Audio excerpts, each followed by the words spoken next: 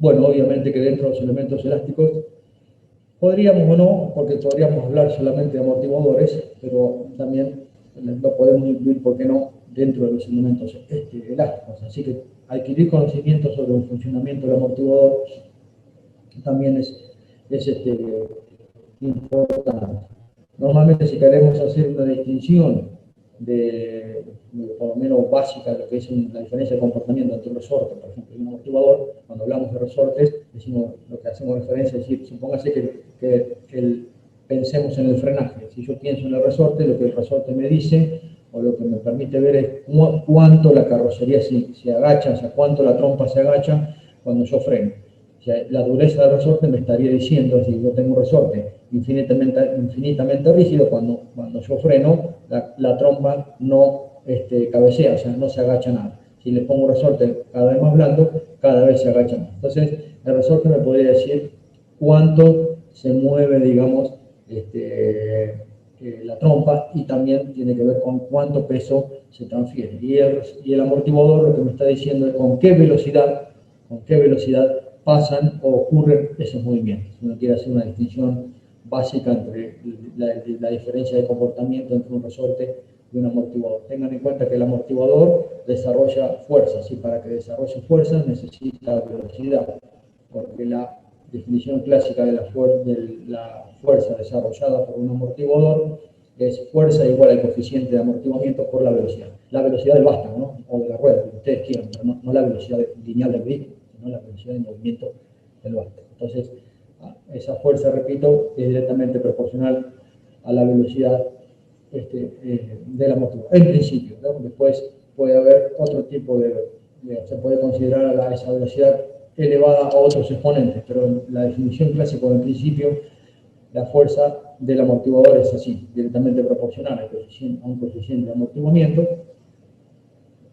que tiene que ver justamente con el amortiguamiento crítico que nosotros hayamos calculado, y con la tasa efectiva de amortiguamiento que querramos usar en nuestra suspensión. Normalmente se puede usar un 0,7 en los vehículos de carreras como tasa efectiva, o porcentaje, mejor dicho, del coeficiente crítico, y un 0,25, 0,3, que es a veces más o menos lo que se usa en los vehículos de serie.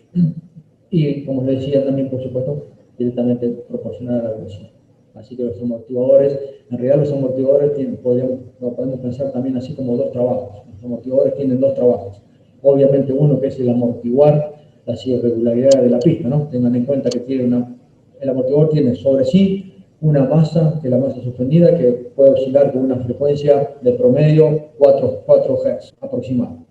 Y la masa no suspendida puede oscilar a 10 Hz, también como un valor promedio, ¿no?, obviamente. Entonces, hay mucha diferencia entre la frecuencia de la de arriba, de la masa de arriba, de la suspendida y de la no suspendida. El amortiguador está medio, tiene que tratar, digamos, o hace ese trabajo que es bastante complejo.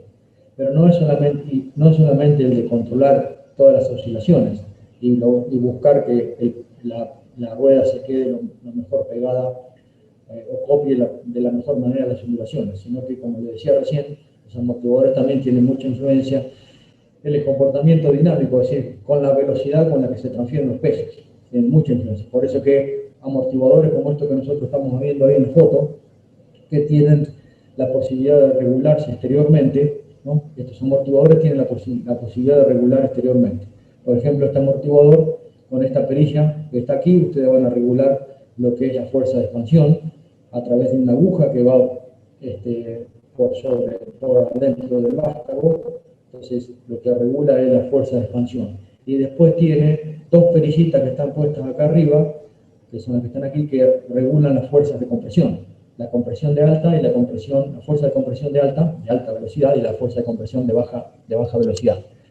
Más allá de cómo esté armado el paquete de láminas que tiene interiormente, obviamente, el amortiguador, ¿no? El amortiguador tiene un determinado pistón, tiene un paquete de láminas que va a corresponder a la etapa de compresión, y tiene un paquete de láminas que va a corresponder a la etapa de expansión.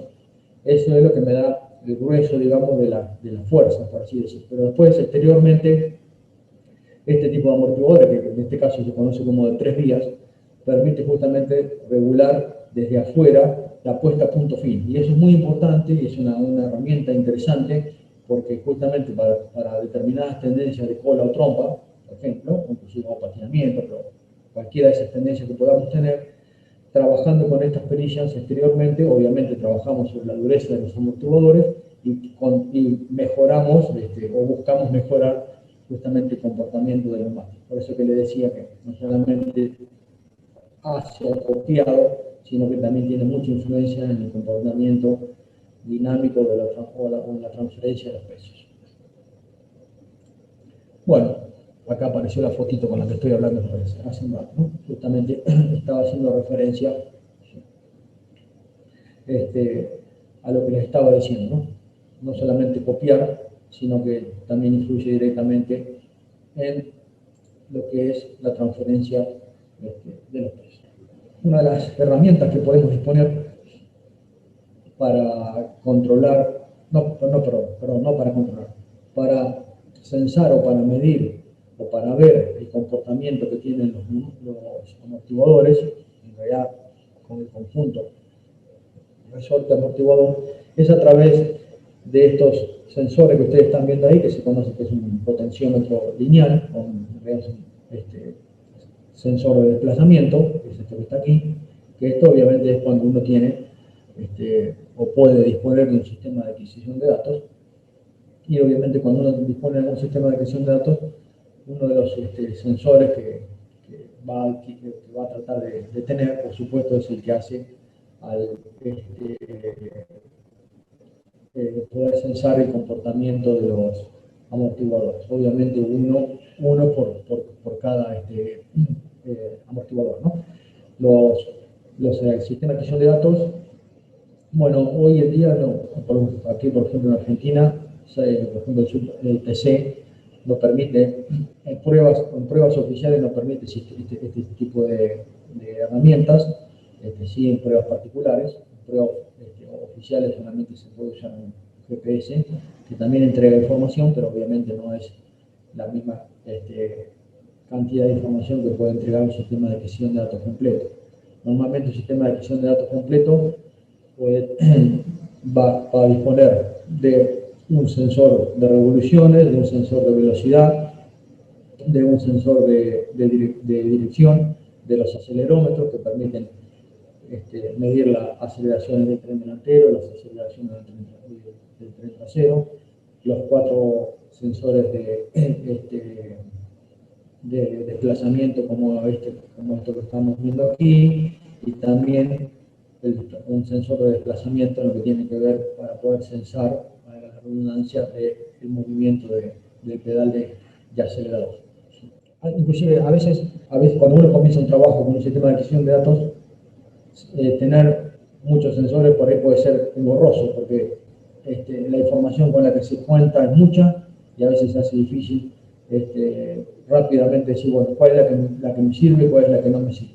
Entonces, a veces cuando uno comienza con este tipo de trabajo, con lo que tiene que ver con la adquisición de datos, aunque parezcan pocos, pero no lo son, tener solamente el sensor de dirección, el sensor de revoluciones o de velocidad y el sensor de acelerador es más que suficiente para poder evaluar el comportamiento de un vehículo. O sea, con 3 sensores uno puede tranquilamente evaluar el comportamiento del vehículo, inclusive hasta del piloto, como para comenzar el trabajo, ¿no? Y después, en la medida que uno vaya adquiriendo más experiencia, puede decir, obviamente, y es interesante agregar una más cantidad de sensores, y dentro de esos sensores que uno puede agregar están estos potenciómetros lineales para evaluar el comportamiento de las suspensiones. Respecto a las estructuras, que es otro punto que deberíamos adquirir algunos conocimientos, hoy día ya hace bastante tiempo que se utilizan los programas de informática para poder calcular las estructuras, sobre todo cuando uno quiere ver algunos puntos en particular, lo que tiene que ver con los esfuerzos y demás. Y bueno, esos programas de informática ayudan mucho, ¿no? Pero como todas las herramientas que nosotros disponemos, primero tenemos que tener los conocimientos teóricos, porque si no, la herramienta que yo voy a usar no me sirve de nada, o los resultados que me entregue esa herramienta, si no tengo los conocimientos teóricos, no le puedo sacar provecho, porque justamente no sé si los valores que me está dando son buenos, son malos, o para qué me sirven. Así que debemos tener algunos conocimientos de lo que hace, digamos, la parte estructural general, ¿no? Después nosotros vamos a usar lo vamos a orientar o lo vamos a volcar a una clásica jaula de un auto de carreras, ¿no? Digamos, los conceptos son clásicos de las estructuras en general. Obviamente que vamos a tener que tener en cuenta las cargas que están soportadas. Normalmente, a veces se ve que no se le da mucha importancia a la ergonomía, pero es importante a qué hacemos referencia con la ergonomía y a la posición de piloto. El piloto tiene que estar cómodo en un auto de carrera, en cualquier auto que sea, ¿no? Tiene que tener buena visibilidad, tiene que tener acceso fácil a los comandos, ni hablar la pedalera, ni hablar del volante, a algunos les gusta más lejos, otros más cerca. Parecen tonteras, pero no lo son, tiene que estar cómodo. A veces ocurre, por ejemplo, en las jaulas de este tipo de vehículos, cuando empezamos a llenar con caños, los espacios empiezan a reducir, después uno pone la butaca y resulta que cuando el piloto se sienta, cada vez que dobla, le pega con el codo a los caños. Son tonteras, parecen tonteras, pero uno a lo largo de tantos años lo ha visto más de una vez. Entonces, eso es importante. También la ergonomía es importante para el trabajo. Los autos de carrera tienen que ser fáciles para trabajar. O sea, no debe pasar que cuando el vehículo ingrese a los boxes, los mecánicos tengan que estar media hora para realizar un cambio, porque se nos va un entrenamiento con un solo cambio. Entonces, eso es muy importante. En el taller no pasa nada porque tiene el tiempo. Cuando uno está en la pista, los tiempos son totalmente cortos. Son totalmente cortos, el comportamiento de las personas no es el mismo, o sea, no es que uno se está peleando, pero siempre está el objetivo, digamos, de estar lo mejor que se puede. Entonces, el nerviosismo está un poco más presente, o sea, las condiciones de trabajo cambian un poquito, más allá de la experiencia. Entonces, tener un auto que sea muy engorroso o muy difícil de acceder a los distintos componentes para trabajarlo, es un vehículo que no sirve, porque se nos va el tiempo con un solo cambio. También tienen que tener muy en cuenta el tema de la seguridad. Hace muchos años que afortunadamente se va viendo que se evoluciona bastante. Por ahí en los zonales todavía, por ahí no conozco todos los zonales, por supuesto, así que no puedo hablar en general de todos, pero por ahí se ven algunas fotos y demás que todavía se pueden mejorar un poco. Pero bueno, se va mejorando poco a poco el tema de la seguridad. Así que eso es algo que hay que tener en cuenta. Porque de última, si ustedes construyen un vehículo de carreras, el vehículo que sea, la seguridad de la persona que lo maneje depende de nosotros. Entonces, no es lo mismo cualquier soporte de butaca, por así decir, que el soporte de butaca que va. No es lo mismo cualquier butaca que la butaca que va. Y así con los distintos elementos. Así que la seguridad también es muy importante. ¿Y por qué las estructuras hacen el rendimiento? Bueno, las estructuras hacen el rendimiento, normalmente se suele hablar, a veces se suele escuchar, no, este auto no tiene buena rigidez a la torsión, o sí tiene buena rigidez a la torsión, aunque es una de las maneras clásicas de medir o de evaluar la rigidez de las estructuras, ¿no? Con la clásica deformación a la torsión, con los clásicos bancos de torsión. Bueno, hoy con un programa de diseño tranquilamente uno justamente hace ese trabajo de torsión. Y ese, digamos, una de las formas clásicas de hacer referencia justamente al rendimiento en lo que tiene que ver con la jaula. Ahora, la pregunta podría ser, ¿por qué tiene que ser, más allá de lo que tenga que ver con la seguridad y demás, por qué tiene que ser, por qué es importante en el rendimiento del vehículo? Bueno, es importante en el rendimiento del vehículo porque influye directamente en la transferencia dinámica de los pesos. Tengan en cuenta que entre el tren delantero y el tren trasero, digamos, la vinculación que existe entre esos dos trenes, obviamente, ¿qué es? Es la jaula, es la estructura. Y sobre el eje delantero, y obviamente también sobre el eje trasero, se generan pares. Digamos, la dureza de los resortes de las barras, cuando el vehículo ingresa a una determinada curva, se generan esos pares resistentes, justamente que vimos hoy, que hicimos mención hoy hace un rato, generan pares, valga la redundancia, o momentos sobre la estructura. Si esa estructura no tiene la rigidez adecuada, que nosotros la podríamos pensar como un resorte de torsión, si no tiene la rigidez adecuada, cuando ustedes cambian resortes y barras de un eje para mejorar el comportamiento del vehículo, exageradamente el otro eje no se enteraría de que estamos trabajando en el eje vecino, porque justamente la vinculación que hay entre los dos ejes no existe, o es muy débil. Por eso que es tan importante la rigidez estructural en lo que tiene que ver con el rendimiento. Tengan en cuenta que cuando nosotros trabajamos con la transferencia de los pesos, la transferencia de pesos general es una sola. Esa transferencia de pesos tiene un porcentaje que va para el tren trasero y tiene otro porcentaje que va para el tren delantero. Obviamente la suma de los dos me da el total de esa transferencia de pesos que yo tenga para una determinada G en un determinado instante de una curva.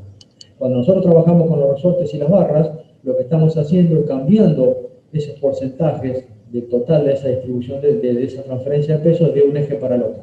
Si en la vinculación que tengo entre esos dos ejes no es la adecuada, que es la rigidez del chasis, esa transferencia de peso queda, digamos, dando vueltas por ahí y no pasa de un eje al otro. Entonces, por eso es tan importante, repito, lo que hace la estructura en lo que tiene que ver con el rendimiento.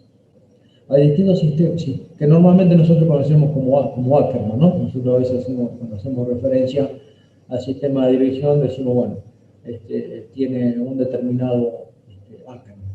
Normalmente, como le decía, se aparta el sistema clásico de Ackermann que nosotros tengamos en un vehículo de serie, ¿no? Porque el vehículo de serie es una condición muy distinta a los vehículos de carreras, es que nos tiene que permitir estacionar, ¿no? Entonces, cuando nosotros vemos que hay mucha diferencia de giro de la rueda interna respecto de la externa. Normalmente eso lo vemos cuando hacemos maniobras a muy baja velocidad o estamos estacionando, porque justamente para que no se genere un arrastre y el vehículo pueda estacionar. Normalmente también ocurre que con los vehículos de serie, cuando vamos por la autopista, no se comporta de esa manera. O sea, no es que cuando nosotros damos volante la rueda interna gira mucho, se comportan más bien casi iguales. Pero bueno, va progresando distinto de acuerdo a las necesidades que nosotros tengamos. Los autos de carreras dependen mucho tienen mucha influencia qué tipo de neumático estemos usando, viento, qué deformación tenga, o para una determinada deformación, qué fuerza lateral nos está entregando. Cada vez que nosotros damos volante, cada vez que el piloto da volante, lo que genera es una deformación del neumático, o sea, genera una deriva del neumático. Y obviamente eso está directamente relacionado con la construcción del neumático, con el tipo de neumático que nosotros tengamos. Tengan en cuenta que cuando el piloto gira volante, las primeras fuerzas que se desarrollan en el tren delantero, ¿sí? Porque justamente al girar volante, y obviamente las ruedas giran, se produce esa deformación o se produce ese ángulo de deriva, y eso hace que obviamente el neumático genere fuerza. Un tiempo después aparecen recién, obviamente más que corto ese tiempo, ¿no? Pero aparece después las fuerzas laterales que genera el tren trasero. Y eso también, el retardo o la diferencia que hay entre la generación de las fuerzas laterales delanteras y las fuerzas laterales traseras, es también muchas veces lo que define el comportamiento en el ingreso de la curva, lo que se llama la etapa transitoria, que lo puede poner de cola o lo puede poner de trompa, justamente dependiendo de cómo sea la diferencia que hay entre lo que tarda en generar el tren trasero, la fuerza lateral respecto del tren delantero. Los sistemas clásicos, si nos paramos en puntos, digamos, ¿no? Sería el sistema que se conoce como paralelo, que es un sistema bastante común de usar, sobre todo cuando se comienza pensamos trabajar por primera vez con auto de carreras. Un sistema paralelo, como principio de trabajo, se podría tener en cuenta. que es cuando las dos ruedas doblan igual, o casi iguales. Cuando hablamos de un sistema clásico de Ackermann, obviamente la rueda interna gira un poco más que la externa. Cuando hablamos de un Ackermann incrementado, la rueda interna gira bastante más que la rueda externa, respecto siempre pensando en el mismo ángulo de volante, ¿no? Obviamente, para el mismo ángulo de volante, los paralelos giran iguales. Para el mismo ángulo de volante, un sistema de Ackermann gira la interna un poco más que la externa. Para un sistema de Ackermann incrementado, con el mismo ángulo de volante, la interna gira más que la externa, y no es algo por ahí tan común para nuestros neumáticos aquí, con nuestros vehículos, usar o ver, pero sí se usa mucho en la Fórmula 1, por ejemplo, o en los NASCAR también, o en algunos prototipos, el sistema que se conoce como anti-Ackermann, donde la rueda externa gira más que la interna. Si miran una carrera de Fórmula 1, que es obviamente el sistema de vehículos, o sea, tener las ruedas descubiertas, es donde uno rápidamente lo aprecia. Van a ver que para algunas curvas, sobre todo curvas cerradas, por supuesto, las curvas cerradas de bastante volante, presten atención que la rueda externa gira bastante más que la rueda interna. Eso se conoce como sistema anti-Ackermann, y obviamente está directamente relacionado, repito, fundamentalmente con las curvas características que tenga el neumático, es decir, con la construcción con el cual esté hecho ese neumático.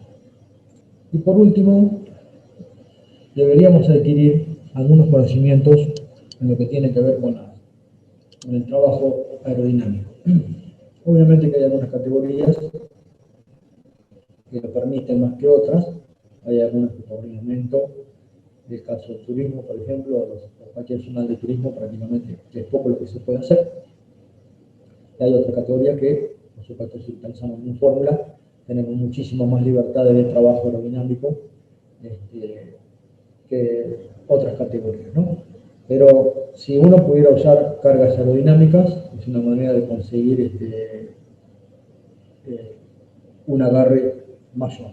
No hay ninguna duda que las cargas aerodinámicas mejoran las prestaciones del neumático y consecuentemente mejoran las prestaciones del vehículo. Tengan en cuenta, para que se entienda así en forma sencilla, como decíamos hoy, que la fuerza lateral, o sea, la fuerza de roce, crece con la carga vertical.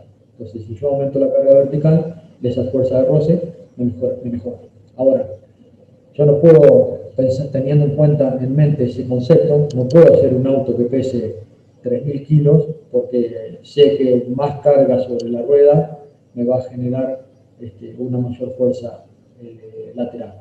Entonces yo sé que mi vehículo tiene que pesar lo menos que se puede. Entonces ahí es donde, si yo puedo usar cargas aerodinámicas, aparece la ventaja, porque esa carga o ese peso que lo tendría que haber conseguido, que no lo voy a hacer a través de peso estático, lo consigo con las fuerzas aerodinámicas que generen los distintos elementos que tenga mi vehículo. O sea que lo que ocurre es, aumenta lo que se conoce como círculo de tracción o de fricción, aumenta los límites del círculo de tracción o del círculo de fricción, la carga aerodinámica respecto de ese mismo neumático, si el vehículo donde está puesto no tiene cargas aerodinámicas. Las fuerzas aerodinámicas que se producen sobre un cuerpo son tres. La sustentación, que ahí está puesta como sustentación positiva, que sería el caso obviamente de un avión. Nosotros, por supuesto, que lo que vamos a buscar, o lo que buscamos, es que esta fuerza apunte hacia abajo, por supuesto, no hacia arriba. Repito, eso sería lo que pasaría en el caso de una de avión. También lo que pasa en los vehículos de serie, ¿no?, que tienen sustentación positiva. La fuerza de arrastre, que es la que se genera en el sentido opuesto al que nosotros avanzamos. Hoy, cuando comenzamos la charla, que mencionamos lo que era la velocidad final, por ejemplo, que era uno de los objetivos que nosotros perseguíamos, que era la velocidad final, una máxima velocidad final, hicimos justamente referencia al arrastre aerodinámico. Bueno, esa es la fuerza que se genera, que va en sentido inverso al avance del vehículo, pero obviamente es la que se me opone a que yo gaste potencia, en vez de gastar esa potencia en avanzar, tengo que gastar esa potencia en contrarrestar esa fuerza de arrastre. Por eso que debería tratar de ser la mínima que se pueda. La generación de ese arrastre va por varios caminos. Y después está la otra fuerza que se conoce como fuerza lateral, fuerza de deriva, que es la fuerza transversal, que tiene bastante influencia en lo que tiene que ver con el comportamiento o la estabilidad de los vehículos. Normalmente a veces esta fuerza se pone de manifiesto, o nosotros la vemos, por ejemplo, cuando vamos a altas velocidades en una ruta y nos ponemos detrás de un camión, pasamos del camión y cuando volvimos a todo el viento, todo el choque del viento, por ahí tenemos que hacer alguna corrección de volante. O cuando vamos a altas velocidades por la ruta y hay un monte, dejamos el monte atrás, cuando salimos del monte también tenemos que hacer alguna corrección de volante, y eso es porque, bueno, se está generando justamente esa fuerza de deriva que tiene una determinada distancia respecto al centro de gravedad, que hace que se genere algún momento sobre el vehículo que lo pueda tornar inestable. Pero normalmente nosotros si bien es una fuerza importante, normalmente nosotros para la competición le damos bastante más importancia, obviamente, a lo que tiene que ver con la sustentación, para que nos aplastar el vehículo contra el piso y en lo posible bajar la resistencia. La resistencia está relacionada, como les decía hoy, es directamente proporcional al cuadrado de la velocidad. Y como les decía hoy en un momento, la potencia que nosotros gastamos crece con el cubo de la velocidad, eso que es todavía más contundente.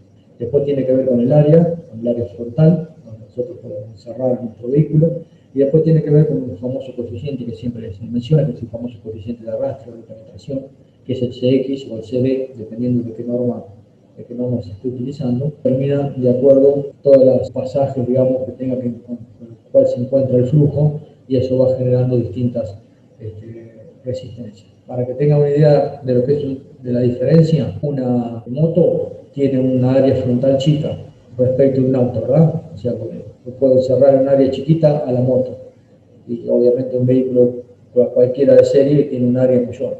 Pero si yo miro las líneas estilizadas que tiene un vehículo de serie, sobre todo de estas épocas, no vemos ningún ángulo vivo, por ejemplo, cada vez más estilizados, su CX o su coeficiente de penetración es mucho mejor que el de la moto, porque la moto obviamente cuando el flujo choca contra la cabeza del conductor, contra las piernas, contra todo lo que tiene que ver con el carenado, el CXS es mucho mayor.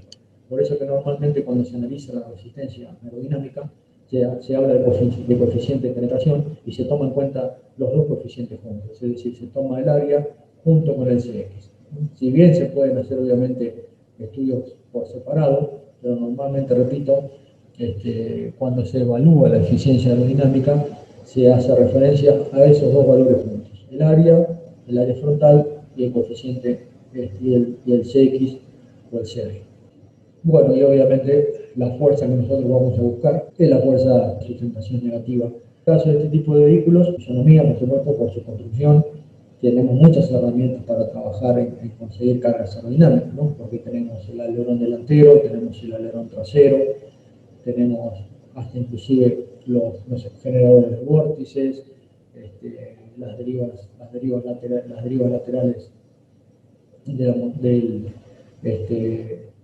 del alerón delantero, las derivas laterales del alerón trasero, los distintos planos que tienen los alerones, el efecto suelo, es decir, la carga aerodinámica que generamos por debajo del piso.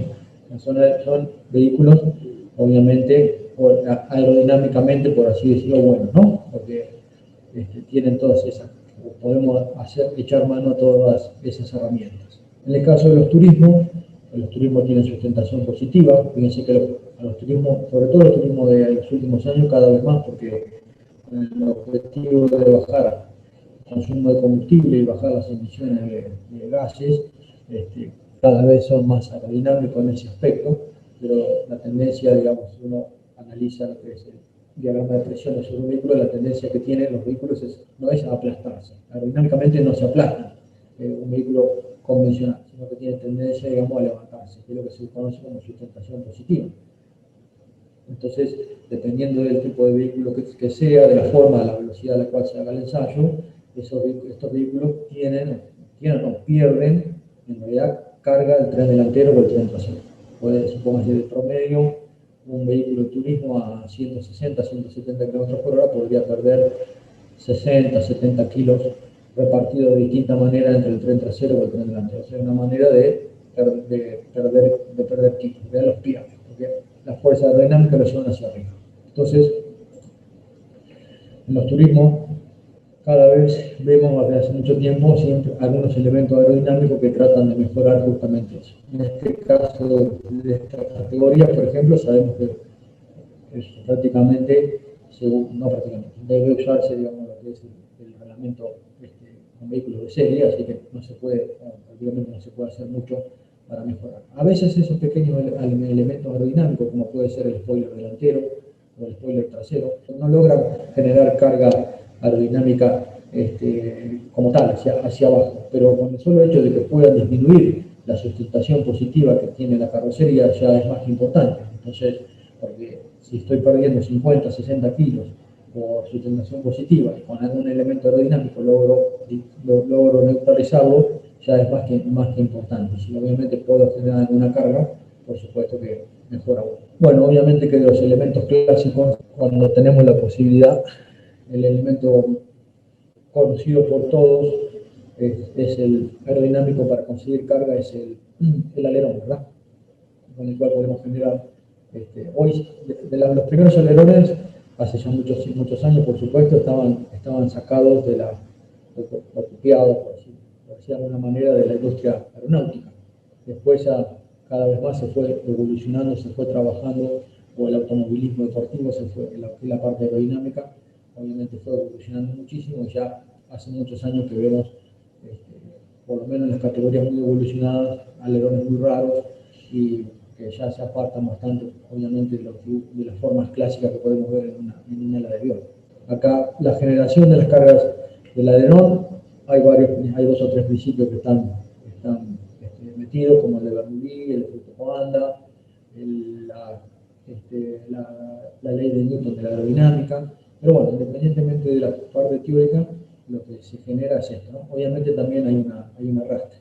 La forma, fíjense que la carga aerodinámica tiene que ver con el área, o sea que obviamente si yo aumento el área de mi ala, va a mejorar, por supuesto, la carga aerodinámica, y el CL, que es un coeficiente en este caso de sustentación, que está, por ejemplo, relacionado con el ángulo de ataque, ¿no? A medida que nosotros vamos cambiando el ángulo de ataque, ese alerón, dependiendo de la construcción que tenga, el perfil que tenga, va generando, digamos, más carga, hasta que llega un momento que obviamente no va a generar más. Existen muchísimos tipos de alerones. Este es el clásico de un solo elemento, no por clásico no significa que no sirva, ¿no? Inclusive muchas veces los reglamentos no permiten, dependiendo de la categoría, no permiten más que esto. O sea, no todas las categorías tienen grandes libertades aerodinámicas. Alerón y flap asimétrico. Normalmente el alerón, o sea, lo que ustedes ven ahí como base principal, como área principal, suele no tener regules, suele estar fijo y generar carga obviamente de acuerdo a su forma. También este tipo de vehículos generan carga, o sea, los alerones generan carga entre el espacio que queda entre la pista y la panza del alerón. Digamos, no es tampoco cualquier altura la misma. Digamos, la altura que hay entre que debería haber o que hay entre la pista y la panza del alerón no es cualquiera. O sea, ahí va a haber una altura que va a generar más carga que si está más lejos o está más cerca. Eso tiene que ver, entre otras cosas, con el efecto Bernoulli y efecto Venturi, que genera una gran velocidad que pasa por debajo y la presión disminuye. Y después, para generar para cambiar el comportamiento de la trompa, en este caso a través de la aerodinámica, el flap, que es este que está aquí, tiene sí la posibilidad de regular, ¿no? De cambiar su inclinación. Y si ustedes miran, hoy uno tiene acceso a todas las categorías del mundo a través de internet, ahí van a encontrar, no digo infinidad, pero muchísima variación en lo que hace a los diseños, ¿no? Hay diseños de todo tipo, que no solamente tienen que ver con los diseños de los alerones delanteros, por ejemplo, no solamente tienen que ver con la propia generación de la carga delantera, sino que también tiene mucho que ver cómo el alerón después deja o manda el flujo hacia atrás. Eso también es muy importante. Y a veces se ven cosas, formas muy extrañas, y no es solamente por la propia generación de la carga del tren delantero, sino que también es muy importante cómo avanza ese flujo después que salió del alerón hacia atrás. No es lo mismo que vaya para cualquier lado, porque ese flujo tiene que ir en forma ordenada para refrigerar como corresponde, para seguir generando cargas en otras partes del vehículo, debajo, por los costados, por arriba del motor.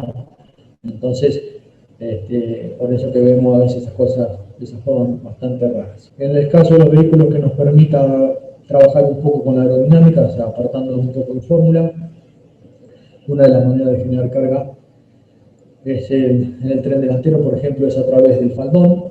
O sea, nosotros, hasta inclusive nosotros tenemos la trompa, el solo hecho de acercarnos con una prolongación de la trompa hacia la pista, hacia la ruta, o sea, ir disminuyendo la distancia entre la altura de la trompa y la pista, ya es, muchas veces digamos, esa sola pared, por así decirlo, aumento del largo de la trompa, nos permite generar un poco de carga, o a veces bastante, detrás o debajo, digamos, de la trompa. Eso es, inclusive si ustedes miran los vehículos de serie de hoy, están bastante más bajos, digamos, todo lo que es paragolpe y trompa, están bastante más bajos de hace 10 años, 15 años atrás, ¿no? No pueden ir más bajos porque después está la cuestión de que obviamente tocan la ruta, tocan el piso, pero ya el clásico faldón también se los ve hace mucho tiempo. Esos faldones se los puede mejorar, o digamos, si se puede, hay maneras de mejorarlo, y es por ejemplo poniendo debajo o detrás, digamos, de ese faldón o debajo de la trompa un elemento como este, por ejemplo, que nos permite sellar toda esa zona, inclusive este piso tiene la posibilidad de moverse, entonces se le puede dar la forma de difusor para que obviamente aumente la velocidad y la presión ahí baje. Entonces mejora bastante, digamos, las prestaciones clásicas de lo que tiene que ver con solamente el faldón común, ¿no?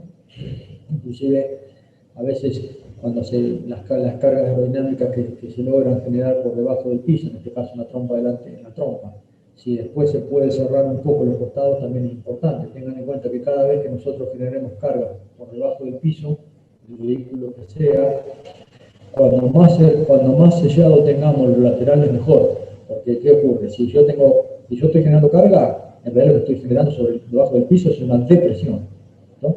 Lo que estoy evitando es que la presión que está debajo del piso, debajo del auto, sea mayor que la que está arriba. O sea, entonces yo debajo del piso lo que genero es una depresión, ¿sí? Entonces, o una succión. Entonces, ¿qué ocurre? Los laterales, el aire que está fuera del vehículo, está a la presión atmosférica, que es una presión mayor que la que tengo debajo del piso.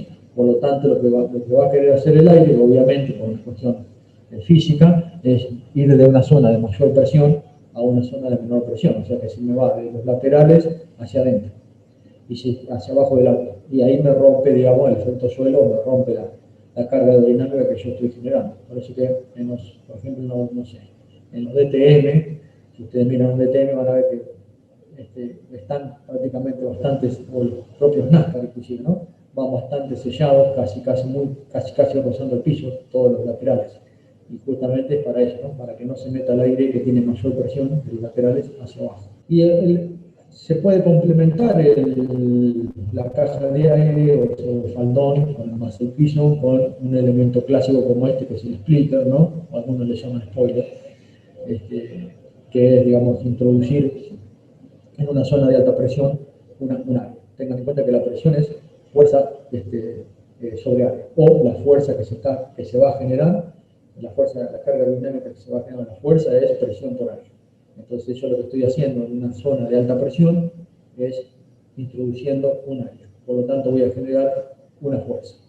¿Por qué se genera, por qué hay alta presión en la punta de la trompa? Bueno, porque el aire viene a una determinada presión y a una determinada velocidad. Cuando el aire choca con la trompa, la velocidad es cero, ¿sí? O sea, porque hay lo que se conoce como punto de estancamiento. Y hay un punto de estancamiento, la velocidad es cero, la presión, de acuerdo al teorema de Bernoulli, si pensamos en un teorema clásico, digamos, de los fluidos, la presión es máxima. Entonces, en toda la zona, la presión es máxima. Después esa presión irá evolucionando y la velocidad irá cambiando conforme el aire va trepando por arriba de la trompa. Pero eso es otra cuestión. Eso es la carga que se puede generar, más o menos carga por arriba de la trompa, que sería tema, digamos, bastante complejo para charlar en 5 minutos. Entonces, volviendo al spoiler, nosotros introducimos un área donde hay alta presión, por lo tanto generamos una carga. Y es un elemento bastante contundente en lo que tiene que ver con la generación de carga. Quiero decir, se nota mucho cuando uno puede usar este elemento. Después uno buscará si es más largo o más corto, hasta dónde puede ir. También nunca hay que perder de vista lo que me pasa en el tren trasero, porque, digamos, uno, cada vez que trabaje con las cargas, si estoy mejorando el tren delantero, estoy aumentando las cargas del tren delantero, está mejorando la adherencia del tren delantero.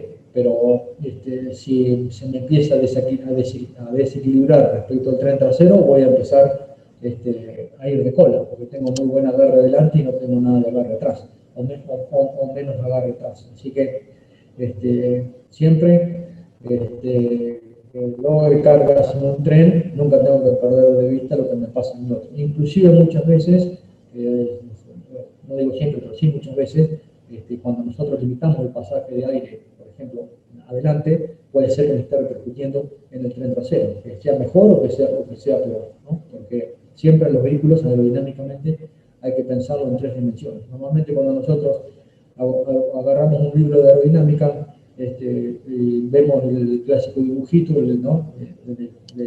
el perfil de costado de un vehículo y vemos una línea de corriente que está dibujada por arriba. Y algunas veces alguna línea que pasa por debajo. Normalmente lo único que vemos es eso, o que nos muestran. Y en realidad esto es un cuerpo que está en 3 dimensiones. O sea, el aire pasa por arriba, por los costados y obviamente por debajo. Entonces, todo lo que hagamos por ahí en la parte delantera puede repercutir bien en la parte delantera y tal vez no tan bien en la parte trasera, ¿sí?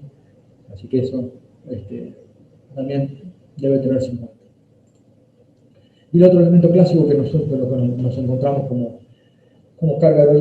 generador de carga aerodinámica es el spoiler trasero, ¿no? Un vehículo de turismo. Acá, por ejemplo, en Argentina lo vemos en el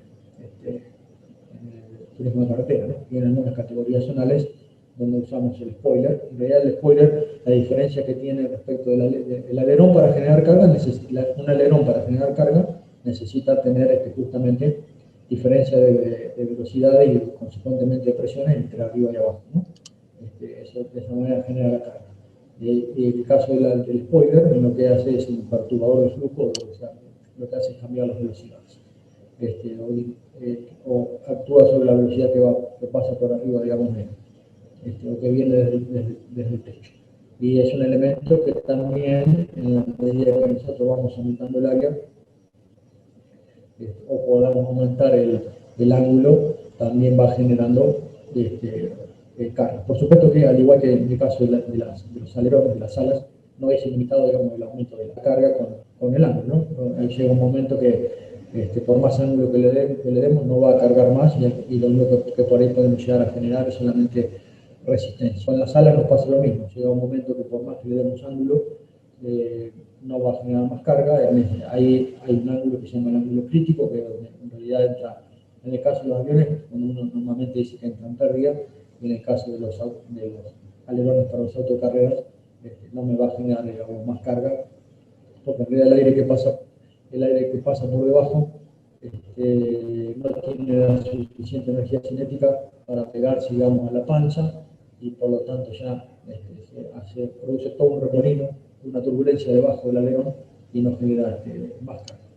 Esa es una de las razones, no es la única, pero es una de las razones, por ejemplo, por la cual aparecen alerones de varios planos. Hace mucho tiempo que se ve sobre todo en Fórmula 1, pero en otras categorías también. En realidad, los alerones de más de un plano hace mucho tiempo que se utilizan, no son exclusivos de la Fórmula 1. Y una manera justamente de aumentar la eficiencia aerodinámica es justamente eso. Por ahí, en vez de usar un alerón de un solo plano, de determinadas dimensiones, uno, aún siendo la misma, el área total sea la misma, pero uno lo puede dividir en 2 o 3 aleroncitos más chicos, y eso aumenta la eficiencia del conjunto. Notablemente aumenta la eficiencia del conjunto cuando se deja pasar aire entre un elemento, digamos, y el otro. Bueno, ahí ven un clásico spoiler con un elemento como que normalmente se conoce como Garnay, que también se utiliza bastante en la puesta a punto de la parte aerodinámica. Tiene mucho que ver no, es una herramienta que se usa mucho. Otra manera de generar carga, que ya mencionamos algo cuando hablamos de fórmula, es a través del piso, ¿no? O sea, normalmente los autos que utilizan todo el concepto de efecto suelo, por así decirlo, no solamente tienen obviamente una determinada inclinación, piso plano, por supuesto, o casi plano, ¿no? Estos autos tienen piso plano, los TC tienen piso plano, los Fórmula 1 vieron que tienen una diferencia en el pequeño escalón, pero son planos. Quiero decir, no son la forma de ala que se usaba hace muchos años, en la década del 70, digamos, los famosos efectos suelo, ¿no? Lo que quería decir es que normalmente para rematar como corresponde, o para sacar la mayor eficiencia de la parte inferior de los vehículos, es que en la última parte aparece el difusor, ¿no? Normalmente lo vemos en los DTM, lo vemos en la Fórmula 1, con menos, digamos, o más sencillo también en otras fórmulas, para rematar, digamos, la eficiencia de la carga aerodinámica que se puede generar debajo del piso con el difusor. El difusor, en realidad, como función principal, lo que tiene no es la propia generación por sí de la carga, sino que lo que hace, succiona, digamos, en la última parte del vehículo, en la parte del piso, por ahí el aire se empieza a remolinear, se empieza, digamos, a retrasar, a no ser tan rápido, por lo tanto, si la velocidad empieza a bajar, la presión empieza a aumentar, entonces ahí es donde necesitamos algo que nos ayude para poder completar la carga dinámica y que no se nos rompa. Entonces ahí es donde el difusor empieza a actuar. El difusor, digamos, cuando cambia de garganta, de sección, del piso plano al difusor que cambia de sección, en ese punto se genera una gran caída de presión, una cuestión de fluidos, una gran caída de presión negativa en este caso, que hace que produzca una succión del aire que en la última parte acá se empieza a ser perezoso, entonces termina por completar o termina por expulsar el aire y obviamente lograr la eficiencia total del piso como generador de carga aerodinámica. Por último les muestro esto, que seguramente es conocido por todos, que son los programas de fluidodinámicas o CFD, que ya se está usando hace muchos años. Son programas que tienen mucha matemática, a veces se necesita, a veces no. Si el programa es avanzado, se necesita ordenadores muy potentes, puede estar varios días trabajando. Esto que yo les muestro es simplemente uno más sencillo que nosotros utilizamos, que es en 2D, para analizar algunas cosas sencillas de la aerodinámica en dos planos, en el plano, mejor dicho, 2D, así como está. Pero bueno, es una herramienta que se las muestro porque sirve como todas las herramientas, ¿no? No es que con una herramienta uno va a diseñar un auto totalmente ganador, pero va ayudando. Siempre después habrá que corroborar los distintos resultados que tengamos de la teoría o de la informática, habrá que corroborarnos en la práctica.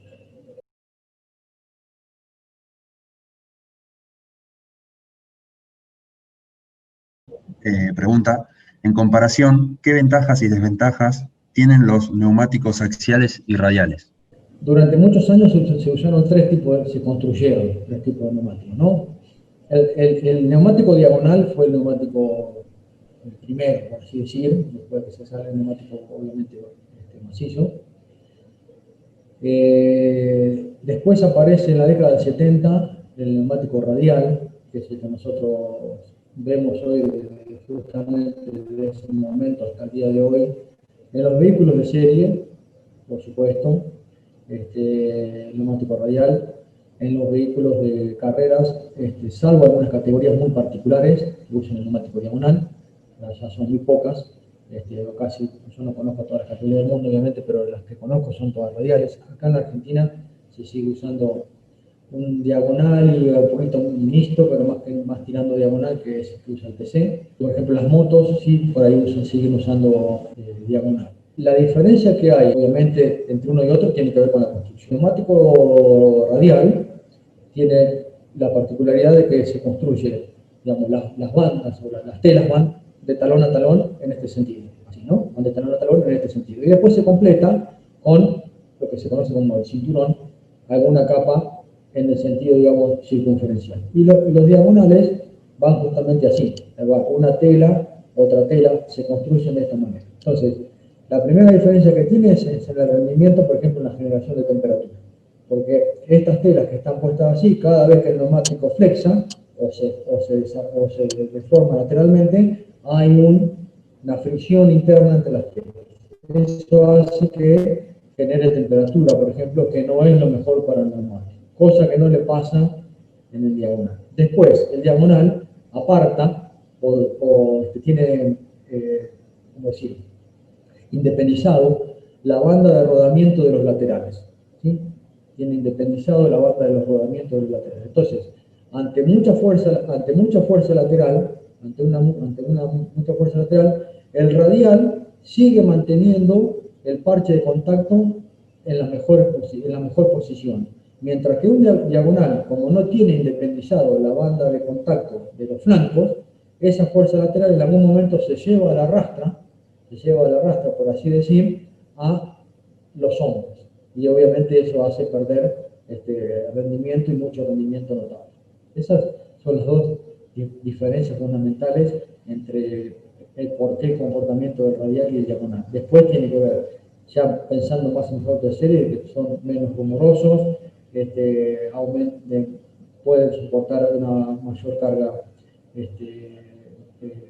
vertical, tiene una resistencia a la rodadura menor, pero bueno, básicamente son esas dos, ¿no? Lo que tiene que ver con el comportamiento vertical, que es el tema de flexar o rozarse las telas, y el otro que ya les digo es muy importante, que es el de mantener ante altas cargas laterales, mantener casi indeformable el parche de contacto, que no lo hace un diagonal.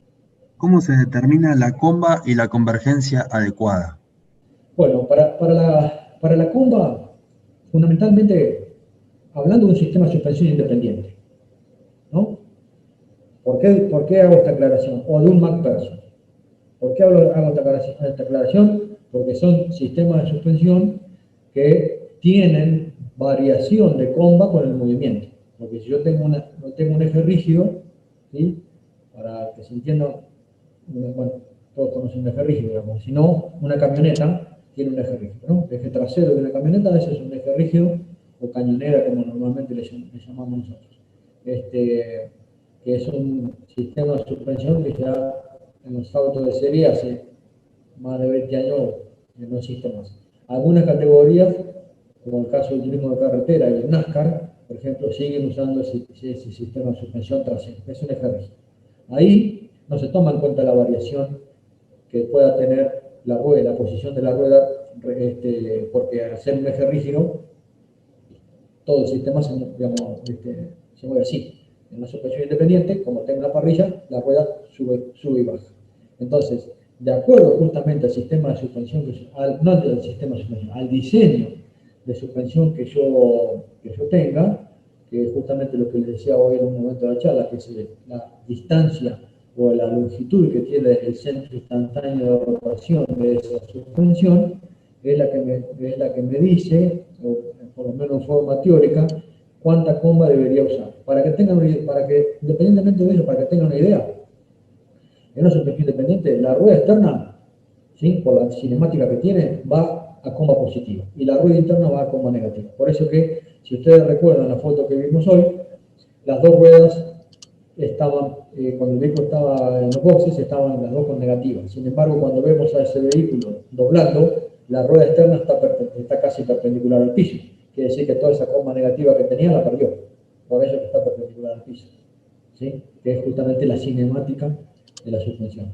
Esa es una de las razones, una de las razones que me dice, pero debo conocer el diseño de mi suspensión, es decir, qué variación de comba por rolido tiene mi suspensión. O sea, repito, qué variación de comba por rolido tiene mi suspensión. ¿Qué significa eso? Que, de acuerdo a cómo esté diseñada la suspensión, para un grado de rolido, la rueda externa toma 3 grados de comba positiva. Perdón, 3 décimas, no 3 grados.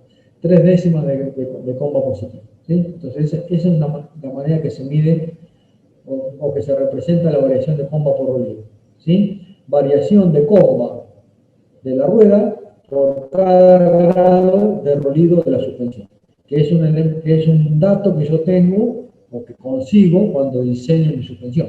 Entonces, si yo digo, bueno, para un grado de rolido de mi carrocería, la rueda pierde 1 grado de comba. Entonces, nunca voy a poner la rueda con 0 de comba, porque yo sé que después, cuando doble, esa rueda va a tomar 1 grado de comba positiva. Y la comba positiva, por decir de alguna manera, mala palabra para los vehículos de carreras, ¿sí? O sea, salvo excepciones como puede ser la rueda interna de un NASCAR, la rueda interna de un Indy, después, cuando los autos que usen, como se dice, óvalo, después para los circuitos clásicos, las combas positivas son, podríamos decir, mala palabra. Inclusive en los autos de serie ya hace bastante tiempo que se ve que ya antes venían minutos, no llegaba ni a un grado para ir de comba positiva, porque eso tiene que ver con el desgaste, por eso, y otras cosas más. Por eso que se usaba por ahí, o se sigue usando todavía en algunos autos, ese tipo de alineación de comba positiva, quiero decir, menos de 1 grado o 0, y nada de negativa. Hoy inclusive ya hay autos, inclusive de alta gama, de serie, que ya vienen con comba negativa, porque se sabe, obviamente, que a través de todos los estudios de tantos años, que la comba negativa mejora notablemente las prestaciones en curva. Entonces, repito, una de las maneras de saber qué comba voy a usar en estática es decir, bueno, saber qué alineación, qué diseño de geometría tengo. Después está la otra que tiene que ver justamente con el propio neumático. Los neumáticos, para un determinado ángulo de comba, hay un determinado ángulo de comba o un umbral, como le decía hoy, que van a generar un mejor agarre. A veces, o casi nunca, o no es tan común que nosotros tengamos acceso a esas curvas. Así que eso no lo tenemos, sabemos que existe, pero no sabemos cuál es el valor. Así que cuando nosotros trabajamos en el auto, vamos buscando con más o menos comba el mejor rendimiento del tren, tanto del tren delantero como del tren trasero. Tengan en cuenta que si bien acá pareciera que con lo que hablamos, que solamente el tren delantero lleva comba, no es así. Los trenes traseros también llevan comba. Y si el eje trasero no es un eje independiente, o brazo arrastrado, o multilink, no sé, el sistema que ustedes quieran, también lleva comba. O sea, las alineaciones de convergencia y comba valen para los dos trenes. Normalmente se hace el estudio siempre hablando del tren delantero y pareciera que el tren trasero va con comba 0 y con convergencia 0, y no es así. También lo que no hace el tren trasero es doblar. relativamente no lo hace, ¿no? Porque si tiene microgiro va a doblar. Pero supongamos que no lo tenga, entonces las ruedas traseras no van a doblar. Pero también debe generar fuerza lateral. Y también hace directamente el rendimiento del vehículo en general. Entonces, si ustedes miran, por ejemplo, la alineación trasera, lo que hace la convergencia de un turismo nacional, van a ver que está divergente. Está, no sé, 2-3 milímetros abiertos por lado divergente. Y eso no es el tren que dobla, ¿no? Pero es fundamental en la puesta a punto del vehículo completo. Así que, para redondear, los dos puntos más importantes que tenemos en cuenta para ver qué comba usamos: diseño geométrico y si tuviéramos la curva característica del neumático. Pero independientemente de eso, es una variable que hay que estar siempre, no digo toqueteando continuamente, pero siempre hay que estar prestándole atención en cada circuito, más allá de que uno ya puede tener, de acuerdo a su auto, un valor promedio para usar. Pero es algo que siempre uno puede estar ahí a ver un poquito más de comba, un poquito menos de comba, siempre asociado con la presión,